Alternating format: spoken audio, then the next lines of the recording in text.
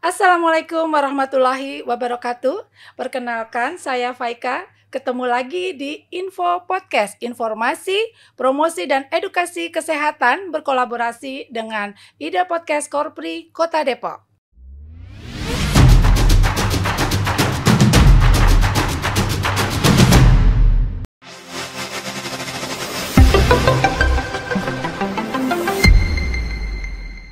Hai Sobat Healthies, dalam rangka Hari Tanpa Tembakau Sedunia atau HTTS yang tepatnya jatuh pada tanggal 31 Mei tahun 2023 yang mengambil tema global We Need Food Not Tobacco atau tema nasionalnya Kita Butuh Makanan Bukan Tembakau. Pada kesempatan podcast hari ini kita kehadiran dua narasumber kita, yaitu Profesor Dr. Haji Seto Mulyadi, psikolog MSI, Ketua Lembaga Perlindungan Anak Indonesia. Apa kabar Kak Seto? Alhamdulillah. Dan satu narasumber lagi yaitu Ade Alia, yaitu seorang Duta Anak Nasional tahun 2022. Apa kabar Kak Alia? Kabar baik Bu Faika, salam Sobat Healthy semua, salam kenal, saya Alia, Duta Anak Nasional 2022. Oke, baik. Pada kesempatan hari ini saya ingin menanyakan kepada Kak Seto terkait dengan Duta Anak Nasional tahun 2022. Seperti apa ya, Kak? Iya, baik. Terima kasih Ibu Dokter Faika atau Kak Faika ya, saya panggil Kak saja. Ya, kami dari LPAI, Lembaga Perlindungan Anak Indonesia yang terbentuk sejak tahun 98 dan tujuannya adalah mengkampanyekan pentingnya perlindungan terhadap anak-anak Indonesia, pentingnya pemenuhan hak anak untuk tumbuh dan berkembang lebih sehat, lebih optimal dan sebagainya. Nah, salah satu pesan dari hak anak yang perlu dipenuhi adalah juga didengar suaranya. Hak berpartisipasi, hak dilibatkan dalam berbagai keputusan, baik di tingkat keluarga, di tingkat masyarakat, di tingkat negara, dan sebagainya. Maka dalam konteks itu, sejak tahun 2000 kami menggelar pertama kali yang disebut Kongres Anak Indonesia. Jadi, mencoba untuk menampung suara anak Indonesia dari berbagai daerah, memang dimulai dari tingkat kabupaten kota, kemudian provinsi, akhirnya juga tingkat nasional. Dan setiap selesai, kemudian dilakukan pemilihan Duta Anak Nasional. Tahun 2022 kemarin, biasanya bulan Juli ya dalam rangka Hari Anak Nasional, tapi kali ini karena mungkin berbagai permasalahan pandemi dikaitkan dalam rangka Hari Anak Sedunia pada bulan November. Nah, salah satu terbaik Indonesia ini adalah Kak Alia ini yang usianya masih remaja tapi suaranya sudah menggelegar. Nah, salah satu pesan dari Kongres Anak kemarin adalah atau suara dari anak Indonesia adalah mohon anak-anak dilindungi dari bahaya rokok. Wah, sangat kebetulan sekali dengan tema kita pada hari ini ya Kak Seto ya. Jadi kenapa sih Kak Seto isu-isu tobacco control dibahas dalam perlindungan anak di Indonesia? Iya, karena kita tahu bahwa ya rokok kan mengandung zat adiktif yang punya ketergantungan dan dampaknya juga mengganggu kesehatan anak, ya berbagai penyakit, ya paru-paru, jantung dan sebagainya. Jadi dalam konteks melindungi anak, kita juga melindungi dari berbagai hal yang bisa menjerumuskan anak menjadi perokok atau mungkin terpapar asap rokok oleh orang tuanya dan sebagainya. Jadi itulah kita harus konsisten kalau memang kita, apalagi Republik Indonesia juga sudah meratifikasi Konvensi Hak Anak, Convention on the Rights of the Child ini. Nah, ini harus konsisten juga melindungi anak termasuk dari bahaya asap rokok ini. Luar biasa. Kalau boleh tahu berapa sih jumlah perokok di Indonesia? Khususnya ini jumlah perokok anak-anak dan remaja. Mungkin kalau nggak Kak Seto, mungkin Adik Alia bisa menjelaskan. Oke, baik. Terima kasih Bu Faika pertanyaannya. Ini menarik sekali gitu ya, karena kenapa ini dibahas di Kongres Anak, karena memang jumlahnya sangat banyak. Kalau kita melansir di Indonesia itu, dari datanya Global Youth Tobacco Survey, itu 3 dari 4 anak usia di bawah 20 tahun di Indonesia itu sudah merokok. Dan prevalensi perokok anak di Indonesia setiap tahunnya meningkat menurut data dari Kementerian Kesehatan. Nah, kita bisa ambil misalnya per tahun 2020 2019 itu ada 10,7% anak Indonesia yang merokok. Dan diperkirakan akan meningkat pada tahun 2024 bahkan 2030. Sayang sekali bukan ya Kak Seto? Karena kita akan menyambut Indonesia Emas 2030. Bagaimana bisa gitu ketika ada lebih dari 15% anak di Indonesia yang diperkirakan akan menjadi perokok anak gitu. Ini sangat disayangkan. Dan kemudian kalau kita tarik gitu ya, mungkin tadi di tingkat Indonesia, sekarang kita ada di Kota Depok, kawan-kawan, di Jawa Barat. Itu juga jumlahnya cukup banyak. Menurut data dari Susenas 2022, itu lebih dari 11.000 anak di Jawa Barat yang sudah merokok. Itu baru yang terdata saja gitu ya. Belum yang di luar dari survei yang dilakukan oleh Susenas. Dan ketika kita ambil konteksnya di Kota Depok, sebetulnya cukup kita harus mengapresiasi pemerintah Kota Depok. Tadi aja kita lihat bisa di perpustakaannya banyak sekali peringatan KTR gitu ya.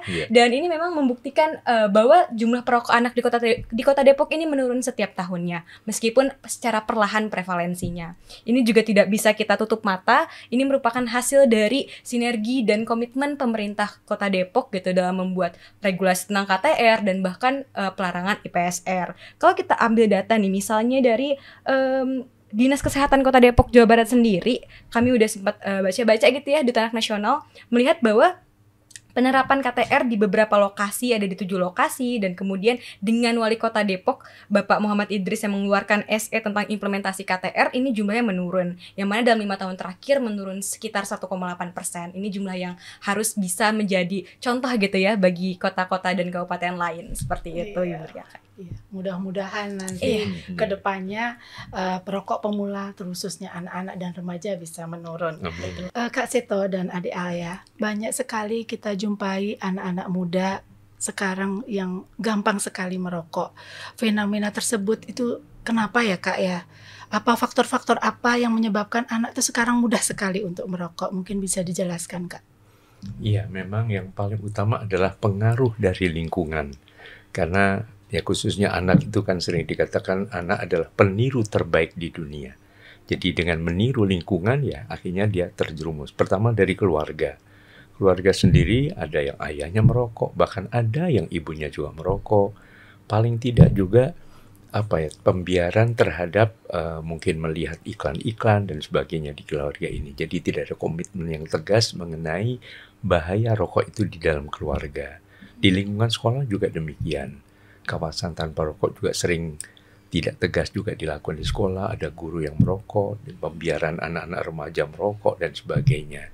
Nah, ini membuat akhirnya merasa nggak apa-apa kalau begitu merokok. Kemudian juga dari media. Nah, media sering menawarkan sesuatu yang justru mengecoh anak-anak. Kadang-kadang tidak sesuai dengan hasil yang dihasilkan oleh para perokok itu sendiri. Dibilang kalau merokok itu maco, keren, gaya, kreatif, hebat, dan sebagainya. Jadi ini yang kemudian anak merasa terkecoh dan ya sudah, supaya gaya, supaya tidak tersisih dari pergaulan, ya ayolah merokok begitu. Kemudian juga di bujuk rayu ini kadang-kadang di mana-mana ada. Di dekat sekolah iklan-iklan juga banyak dan sebagainya. Jadi mungkin tadi dikatakan Kak Alia tadi mungkin ya para pemerintah daerah perlu meniru pemerintah Kota Depok ya, yang tegas menyediakan kawasan tanpa rokok, kemudian peringatan-peringatan bahaya rokok dan sebagainya. Iya, memang betul Kak Seto dan adik Alia. Kota Depok memang lagi konsen terhadap kawasan tanpa rokok karena Kota Depok memiliki perda peraturan daerah tentang kawasan tanpa rokok yaitu nomor 2 tahun 2020 yang merupakan perubahan dari perda nomor 3 tahun 2014. Kemudian menurut Kak Seto, bahaya apa sih yang bisa timbul kalau remaja itu merokok? Ya, pertama tentu bahaya kesehatan ya. Kesehatan tentu Kak dokter yang bisa lebih menjelaskan dampaknya kesehatan, tapi juga dampak psikologis juga begitu, ketergantungan, kemudian ya karena adiktif terus, ya tiba-tiba mungkin akan ada kesulitan untuk mendapatkan uang untuk beli rokok, nah akhirnya melakukan tindakan-tindakan agresif, ya bahkan mungkin menodong, kejahatan, dan kemudian bahkan lebih jauh lagi sampai tergelincir kepada narkotika dan seterusnya. Menurut adik Alia sebagai remaja nih, apa sih penyebab anak muda itu merokok dan juga apa dampaknya? Kalau untuk dampaknya sendiri nih ya Bu, kalau dari perspektif anak, Kak Seto ada cerita menarik dan sebenarnya ini sangat menyedihkan ya Kak. Yeah. Jadi ada salah satu kawanku di sekolah yang sekarang kan aku kelas 3 SMA gitu. Nah tapi karena dia perokok, dia ingin sekali untuk ikut masuk ke dalam sekolah kedinasan. Tapi sayangnya karena tes kesehatan, kemudian latihan fisik, akibat dia merokok padahal SMP merokoknya, Kak Seto, udah 3 tahun yang lalu. Tapi sayangnya itu sangat berdampak pada tubuhnya. Pertama, latihan fisiknya tidak optimal. Kemudian ketika dia melakukan tes kesehatan di rumah sakit sebelum melakukan pendaftaran, itu memang terdeteksi gitu, dia tidak bisa melanjutkan seleksi tersebut dan akhirnya harus menggugurkan impiannya gitu. Itu adalah salah satu bukti. Itu baru satu aja contoh bukti bahwa industri rokok ini bisa menggagalkan impian seorang anak Indonesia. Yang barangkali apabila dia tidak merokok, mungkin dia bisa menjadi penerus gitu ya, ASN hebat di Indonesia. Dan itu hanya satu contoh saja. Contoh lain yang bisa kita ambil, ketika kita merokok, itu dampaknya bukan hanya pada sisi kesehatannya saja. Tentu pada kesehatan akan menurunkan performa tubuh kita gitu, tapi dari sisi lain misalnya secara psikologis dan kognitif. Kita bisa lihat, coba kita ambil sampel sedikit gitu ya, 10 ranking misalnya di kelas, atau misalnya anak-anak yang berprestasi di sekolah di bidang olahraga, seni, dan lain sebagainya. Bisa kita lihat mayoritas sebetulnya mereka adalah kawan-kawan kita yang tidak merokok, karena memang punya waktu yang lebih banyak, alokasi uang untuk mengembangkan bakat, dan lain sebagainya. Tapi perlu kita garis bawahi bahwa teman-teman kita yang perokok ini adalah korban. Jadi kita tidak boleh juga mendiskriminasi mereka. Kita dari pihak sekolah, OSIS, gitu, sesama pelajar, harus bisa merangkul teman-teman kita yang sudah terjerumus ke dalam konsumsi rokok ini. Dengan cara apa? Dengan cara banyak sekali yang mungkin nanti kita akan breakdown seiring berjalannya podcast kita ini, biar teman-teman Sobat Healthies masih bisa mantau terus podcast kita. Oke, tadi betul sekali apa yang disampaikan oleh Kak Seto ya Bu.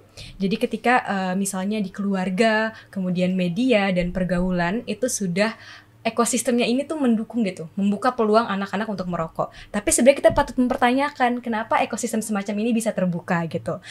Alasannya yang paling fundamental adalah karena secara regulasi Indonesia ini belum meratifikasi FCTC gitu. Di seluruh negara di dunia hanya ada 9 negara yang belum meratifikasi FCTC ini, termasuk Indonesia. Dan negara-negara lain di antara 9 negara itu selain Indonesia adalah negara-negara yang luasnya sangat kecil gitu. Jadi kalau ketika kita menggunakan perspektif bisnis gitu, tentu kita akan melihat bahwa wah, Indonesia cocok banget nih buat kita sasar industri rokok. Karena dari 9 negara itu penduduk Indonesia paling padat, luasnya paling banyak gitu dan sangat variatif. Dan minat masyarakat Indonesia untuk merokok itu sangat besar. Sehingga ini bisa kita pahami mengapa Indonesia menjadi sasaran dari industri rokok. Terutama untuk remaja. Kenapa yang disasar harus remaja? Karena remaja ini adalah konsumen yang paling panjang usianya, Kak. Jadi kita akan melihat sisi itu gitu ya. Ketika remaja sudah mengkonsumsi hari ini, maka ada kemungkinan mereka akan mengkonsumsi dalam jangka waktu yang lebih panjang. Sementara kalau kita targetkan orang dewasa, tentunya usianya sudah tidak sepanjang anak-anak gitu ya, mayoritas gitu ya. Dan itu kenapa anak-anak dan remaja menjadi target industri rokok. Oke, Kak Alia, saya mau tanya, apa itu FCTC? Baik, jadi Sobat Healthy sekalian, FCTC ini simpelnya gitu ya, sederhananya adalah sebuah konvensi yang diratifikasi oleh negara-negara di dunia yang berkaitan dengan pengendalian tembakau. Serupa dengan konvensi hak anak, kalau konvensi hak anak berkomitmen untuk melindungi hak-hak anak di negara-negara yang sudah meratifikasi, sementara kalau FCTC ini mengikat komitmen pemerintah dan masyarakat di negara tersebut untuk mengendalikan tembakau dengan berbagai cara. Dan sayangnya ketika Indonesia tidak meratifikasi FCTC ini, ada berbagai upaya yang tidak dilakukan Indonesia. Misalnya, pengendalian iklan promosi dan sponsorship rokok. Kemudian ada juga pengendalian produk tembakau yang baru seperti vape, kemudian juga nicotine delivery system dan lain sebagainya. Dan hal-hal tersebut tidak terakomodir di Indonesia karena pertama Indonesia tidak meratifikasi FCTC. Dan harapannya kami di Indonesia, para anak-anak di Indonesia kemarin telah berkongres, itu sangat menginginkan pemerintah Indonesia untuk bisa mengakomodir aspirasi kami mengenai hal-hal tersebut. Misalnya dalam apa? Dalam revisi PP 109 tahun 2012 dan juga memasukkan pengendalian iklan promosi dan sponsorship rokok di dalam RUU Kesehatan yang sekarang sedang banyak diperbincangkan gitu. Seperti itu FCTC. Mudah-mudahan ya RUU kita sudah mencantumkan untuk pengendalian tembakau khususnya dalam upaya melindungi anak-anak dan remaja semoga di Indonesia. Bapak Ibu DPR kita bisa mendengar itu ya. Tadi sudah dijelaskan dari sisi kesehatan jelas sekali dampaknya selalu negatif ya, buruk. Bahkan di dalam bungkus rokok sendiri sudah tertuliskan peringatan bahwa akan mengakibatkan berbagai macam penyakit bahkan kematian. Kemudian bagaimana cara menghindari agar anak itu tidak merokok? Mungkin Kak Seto bisa menjelaskan? Iya, memang dalam upaya perlindungan anak ini kan kita butuh orang sekampung gitu. Jadi untuk melindungi anak perlu kita bersinergi semua pihak, dari orang tua, kemudian juga sekolah, masyarakat, pemerintah dan sebagainya. Dan tidak saling menyalahkan dan sebagainya, tapi justru betul-betul komitmen semua, dan kuncinya adalah memang pemerintah dalam hal ini. Artinya kalau kita tadi 9 negara tadi yang tidak. Nah, Indonesia itu satu-satunya negara di Asia Pasifik yang tidak meratifikasi konvensi atau belum.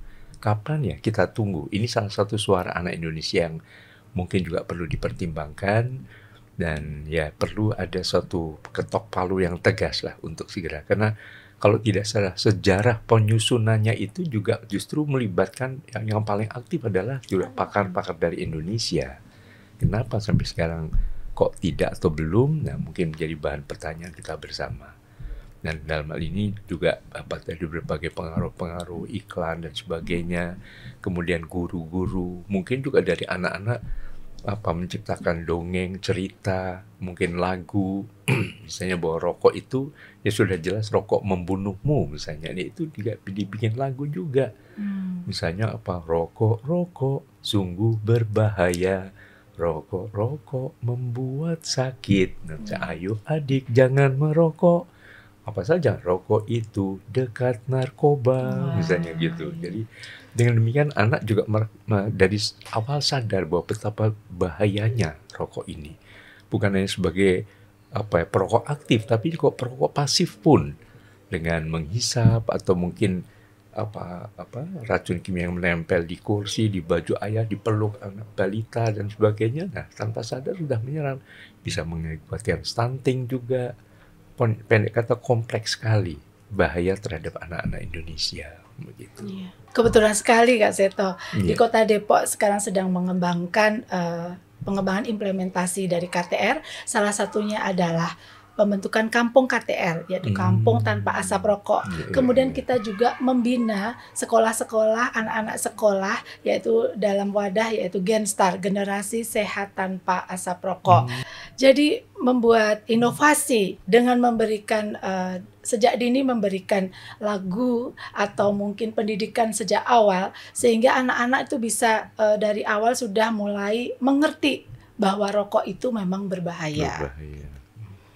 Kak Seto, apa sih yang harus dilakukan oleh guru, orang tua, atau pemerintah dalam menangani anak-anak atau remaja ini dalam upaya menangani perokok ini? Ya, mungkin kalau saya guru dan orang tua, nanti pemerintah itu suara anak Indonesia kemarin ya. Ya, pertama untuk para orang tua memang menghadapi anak ataupun remaja yang mungkin sudah tergelincir menjadi perokok, tidak boleh dengan cara-cara kekerasan. Tidak boleh juga dengan cara-cara dengan membuat anak semakin tertekan, akhirnya malah kabur di luar, merokoknya lebih dahsyat lagi. Jadi tetap harus memosisikan sebagai sahabat anak. Baik orang tua, sahabat anak, juga guru sahabat anak. Dengan pendekatan, dengan biasakan semacam membuat acara ngobrol bareng asik misalnya. Atau di keluarga ada semacam sidang umum MPR. Majelis Permusyawaratan Rumah begitu. Jadi diskusi, mendengar suara anak kenapa begini. Nah, orang tua akan menyampaikan itu dengan cara-cara yang lebih bijak, lebih ramah anak. Akhirnya remaja juga semakin terbuka. Karena kalau anak semakin tertekan, mungkin sering terjadi anak-anak tidak mendapatkan perhatian, hanya dimarahi kalau berbuat salah, tapi prestasinya tidak diapresiasi. Nah, ini yang membuat anak akhirnya lari keluar. Nah, pelariannya salah satunya adalah rokok atau bahkan bisa narkoba.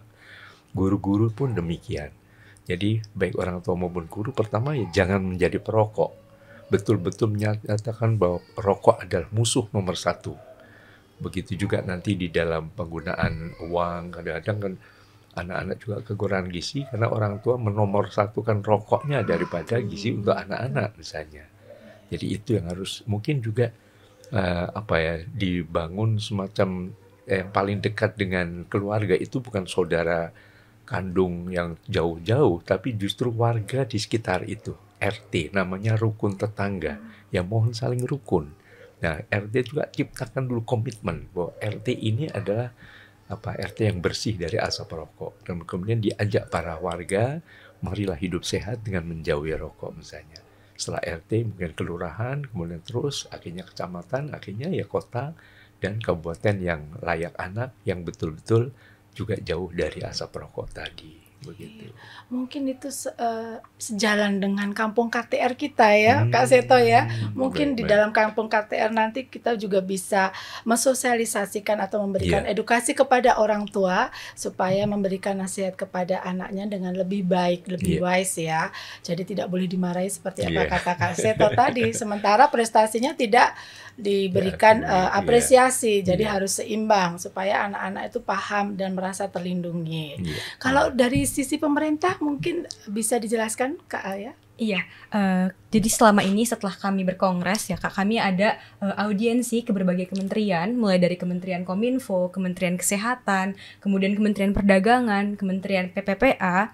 Itu kami mengaudiensikan bagaimana pemerintah bisa membuat regulasi yang komprehensif dalam konteks, meskipun dalam konteks kesehatan, RUU Kesehatan, tapi bisa menginternalisasi suara anak. Karena apapun regulasinya, kami berhak untuk berpartisipasi di dalamnya gitu. Salah satu poinnya adalah perihal pelarangan iklan promosi dan sponsorship rokok, karena IPSR ini sifatnya subliminal gitu, mempengaruhi secara tidak sadar. Dan IPSR ini saat ini yang diatur oleh PP hanya IPSR di media cetak saja. Padahal kita saja hari ini podcast tentu di media digital gitu ya. Iklannya tentu sekarang industri rokok juga nggak bodoh gitu. Industri rokok juga pasti mencari bagaimana lewat media apa mereka bisa mengintervensi dunia anak-anak dengan iklan-iklan mereka lewat platform TV digital, lewat media sosial dan lain sebagainya. Ada kekosongan perlindungan dari negara dalam hal ini, dan kami berharap negara bisa memberikan regulasi yang komprehensif untuk melindungi kami. Dan selain itu juga betul sekali tadi kata Kak Seto, keluarga dan guru ya Kak. Bukan hanya kita mendampingi dan juga membuka ruang diskusi, kita juga bisa sekali untuk menjembatani teman-teman kita, anak-anak dan guru nih. Misalnya ada siswa yang ketahuan nih ngerokok misalnya di sekolah gitu ya. Pendekatannya tidak lagi pendekatan yang represif, tapi humanis, dan juga bisa menghubungkan dengan layanan berhenti merokok yang disediakan oleh Puskesmas ataupun oleh Kementerian Kesehatan. Jadi apabila mungkin guru-gurunya belum nih berkapasitas untuk bisa membantu anak-anaknya berhenti merokok, tapi guru-guru bisa sekali ya Kak Seto untuk menemani kami gitu, menemani kami ke Puskesmas atau menemani kami menghubungi Quitline, layanan berhenti merokok dari Kementerian Kesehatan. Jadi ada solusi yang pasti gitu ya, ketika anak-anak itu sudah merokok, maka dia bisa perlahan berhenti merokok dengan dampingan dari orang tua dan juga guru. Kebetulan sekali di Kota Depok ada 38 puskesmas yang sudah memiliki 38-nya memiliki poli upaya berhenti merokok. Mudah-mudahan nanti bisa menyasar tidak hanya adult, orang dewasa saja, tetapi juga perokok anak dan remaja. Baik Kak Seto dan Adik Alia, ada satu lagi nih, apa sih kiat supaya anak ini bisa berhenti merokok? Ya itu tadi, kekuatan lingkungan itu betul-betul harus perkasa begitu. Jadi jangan sampai tadi adanya pembiaran ya. Pertama dari pemerintah, mulailah tadi revisi dari PP 109. Kemudian ya sebetulnya mimpi dari semua anak Indonesia dalam beberapa kali kongres ini adalah kenapa kok belum meratifikasi konvensi FCTC tadi. Itu pertanyaan besarnya, apa masalahnya, di mana persoalannya dan sebagainya. Jadi ini bayangkan yang negara terdekat, Brunei Darussalam, Malaysia, Singapura dan sebagainya, bahkan Timor Leste saja sudah meratifikasi. Nah, Indonesia sebagai negara besar dan banyak anak-anak yang harus dilindungi, kenapa belum? Ini selalu menjadi bahan pertanyaan di dalam setiap kongres dari agak awal sebelumnya itu. Jadi mohon itu juga ada ketegasan dari pemerintah, kemudian juga ketegasan dari para orang dewasa. Kalau mencintai anak, kan ada moto Hari Anak Nasional ini kan juga anak terlindungi, Indonesia maju. Nah, terlindungi termasuk juga dari bahaya rokok. Kemudian juga memberdayakan dari para remaja, tokoh-tokoh cemerlang seperti Kak Alia ini, yang bisa terus memengaruhi juga teman-temannya sesama remaja, mungkin menciptakan apakah operet atau apa lagu-lagu paduan suara dengan tema kesehatan tanpa rokok dan sebagainya, itu juga akan membakar semangat remaja untuk betul-betul konsisten untuk jauh dari asap rokok. Kalau menurut Kak Alia seperti apa kiat-kiat untuk remaja supaya tidak merokok lagi? Oke, mungkin aku akan pakai perspektif sebagai anak gitu ya, yang mana aku sendiri udah belajar untuk berpartisipasi dalam upaya pemenuhan hak-anak itu sejak tahun 2019 bersama dengan Forum Anak Kota Tangerang. Dan kami di Kota Tangerang itu ada beberapa program kerja yang memang berkaitan sekali dengan industri, dengan pengendalian tembakau gitu ya. Dan salah satunya adalah dengan cara sebetulnya anak-anak itu ketika dilibatkan, meskipun mereka sebelum belum punya awareness, tetapi ketika mereka dilibatkan dalam program, awareness itu akan perlahan tumbuh gitu. Seperti yang aku tahu juga di Kota Depok sudah ada Forum Anak Kota Depok gitu ya. Nanti barangkali kita bisa berkolaborasi teman-teman di Kota Depok, bisa membuat diskusi, seri live Instagram dan lain sebagainya. Dan selain itu juga perlu juga pemerintah untuk melibatkan anak-anak. Misalnya kalau di Kota Tangerang kami pernah melakukan yang namanya monitoring iklan, promosi, dan sponsorship rokok. Jadi kami melaporkan ada berapa banyak temuan kami kepada pemerintah daerah untuk di take down iklan-iklannya. Jadi itu udah salah satu upaya. Jadi ketika anak-anak itu terlibat secara aktif dalam kegiatan pengendalian tembakau, otomatis dalam diri mereka juga ada rasa, oh saya udah ikut serta nih di dalam program, tentu saya akan menjaga diri saya juga untuk tidak mencoreng gitu ya prinsip dari program itu sendiri. Dan selain itu bagi teman-teman nih yang mungkin sekarang sudah terjerumus dan masih malu untuk meminta layanan berhenti merokok, ada beberapa kiat gitu mungkin yang bisa relevan untuk digunakan. Yang pertama, temukan tekad dulu teman-teman. Kenapa teman-teman mau berhenti merokok? Setiap orang punya alasannya tersendiri. Salah satu temanku berhenti merokok karena dia merasa uang jajannya akan lebih banyak ketika dia tidak merokok gitu. Jadi dia celengin nih setiap uang 2.000 yang dia punya. Jadi ketika dia pingin merokok, dia linting uangnya, dia masukin ke dalam celengan. Dan dalam waktu 1 bulan dia bisa mengumpulkan sekitar 1.600.000. Itu berarti kan kita tahu banget bahwa anak-anak ini mengkonsumsi sangat besar ya. Jadi ketika memang ada tekad-tekad tersebut bisa diimplementasikan dengan cara teman-teman masing-masing. Bisa menemukan cara yang masing-masing, apa sih tekad dalam diri yang ingin berhenti merokok gitu. Dan kemudian yang kedua, ketika ada waktu-waktu yang memang sangat rentan nih kita untuk merokok, misalnya ketika malam hari atau ketika sore, itu alihkan fokus kita dari rokok tersebut gitu. Misalnya ketika sore hari atau malam hari masuk misalnya ke rumah gitu, ngobrol sama keluarga atau misalnya telepon teman dan lain sebagainya. Jadi di waktu-waktu yang rentan tersebut kita bisa terhindar nih dari megang rokok aja gitu, dari ngelihat bungkus rokok aja. Hindari juga warung-warung yang biasa kita beli rokok dan lain sebagainya.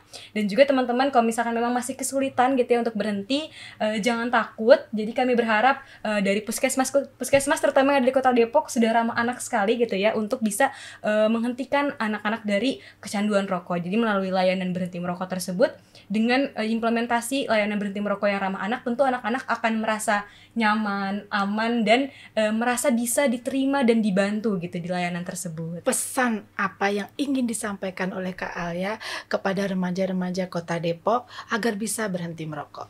Baik, pesan dari kami Suara Anak Indonesia tentunya yang pertama adalah kami memohon kepada pemerintah untuk bisa melindungi anak sesuai komitmennya pada KHA dari bahaya rokok, baik dari pelarangan IPS rokok, penjualan rokok single stick, dan lain sebagainya. Dan juga kepada masyarakat Depok, banyak sekali yang sudah upaya pemerintah lakukan di Dinas Kesehatan tentunya seperti KTR dan lain sebagainya, dan dashboard pelaporan KTR. Ini merupakan salah satu program yang bisa sekali dimanfaatkan oleh masyarakat Depok termasuk anak-anak untuk berpartisipasi aktif dalam pengendalian tembakau di Kota Depok. Dan selain itu dalam rangka HTTS ini BEM Universitas Indonesia yang mana domisilinya juga di Depok gitu ya akan menyelenggarakan yang namanya kegiatan keluarga sabar atau keluarga sadar bahaya asap rokok nanti pada bulan Juni bertepatan dengan rangka Hari Tanpa Tembakau Sedunia. Tepatnya lagi ada di Kelurahan Kukusan. Mungkin nanti warga Kukusan yang menonton podcast ini boleh sekali untuk berpartisipasi secara aktif. Gimana sih caranya ngebangun keluarga yang bebas dari bahaya asap rokok. Dan selain itu, untuk masyarakat di luar Depok juga boleh sekali yang menonton podcast ini, LPAI sudah punya namanya lpai.id, yang mana di situ ada komik anti rokok gitu ya. Yang tokoh-tokoh juga ada kasetnya di dalamnya salah satunya. Nanti bisa sekali untuk menjadi media sosialisasi dan media diskusi di keluarga. Gimana sih cara mengajarkan kepada anak-anak, mengajak anak berdialog tentang bahaya rokok lewat cara-cara yang rekreatif dan menyenangkan. Seperti itu. Luar biasa. Sebagai closing statement, seperti apa Kak Teto? Iya, kita menyadari tahun 90 kita sudah meratifikasi Konvensi Hak Anak. Tahun 97 Presiden Indonesia waktu itu sudah mencanangkan Gerakan Nasional Perlindungan Anak. Kemudian dibentuk juga Lembaga Perlindungan Anak Indonesia. Bahkan kita juga mendesak waktu itu sebagai peran serta masyarakat, kita mendesak ada lembaga negara Komisi Perlindungan Anak Indonesia. Jadi sudah lengkap. Jadi dalam konteks itu mohon betul-betul Gerakan Nasional Perlindungan Anak, sudah ada komisinya, sudah ada Kementerian Perlindungan Anak, betul-betul menyadarkan seluruh masyarakat untuk melindungi anak-anak kita, anak-anak Indonesia. Karena sekali lagi, anak terlindungi, Indonesia maju, termasuk terlindungi dari bahaya asap rokok. Baik, terima kasih banyak Kak Seto, Adik Alia yang sudah hadir pada podcast hari ini. Mudah-mudahan ilmunya bermanfaat buat Kota Depok Amin. khususnya dan juga untuk seluruh masyarakat Indonesia, khususnya anak dan remaja. Terima kasih sudah hadir. Terima kasih juga. Sebelum kita tutup, kita punya jargon nih Kak Seto dan Adik Alia, yaitu info podcast Sehat bersama, pasti bisa. Oke Sobat Healthies, demikianlah materi podcast pada hari ini. Mudah-mudahan bermanfaat dan berguna bagi adik-adik, anak-anak, remaja, dan juga masyarakat di Kota Depok.